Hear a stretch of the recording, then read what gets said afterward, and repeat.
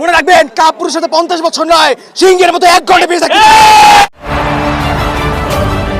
সরকার পতনের এক দফা দাবিতে বৈষম্য বিরোধী ছাত্র আন্দোলনের কর্মসূচি ঘিরে রোববার সারা দেশে অন্তত 83 জন নিহত হয়েছে, আহত হয়েছে বহু মানুষ। রণক্ষেত্র পরিণত হয়েছে দেশের অনেক জেলা উপজেলা। রোববার চলা সর্বাত্মক অসহযোগ আন্দোলনে শুধুমাত্র সিরাজগঞ্জেই 18 জন নিহতের তথ্য পাওয়া গেছে।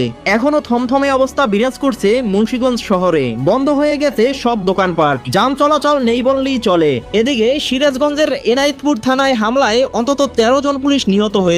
পুলিশ সদর দপ্তর থেকে এ তথ্য জানানো হয়েছে। এছাড়া বিভিন্ন হাসপাতাল থেকে আরো 5 জন নিহতের তথ্য পাওয়া গেছে। বর্তমানে দেশের পরিস্থিতি এতটাই খারাপ হয়েছে যা বলার বাহিরে। জানি না কবে বা কখন এই পরিস্থিতি সর্বশান্ত হবে। প্রিয় দর্শক, এই বিষয়টি আপনি কিরকম দেখছেন জানিয়ে দিন কমেন্ট বক্সে। এছাড়া ভিডিওটি ভালো লাগলে একটা লাইক দিয়ে চ্যানেলটি সাবস্ক্রাইব করে পাশে থাকুন।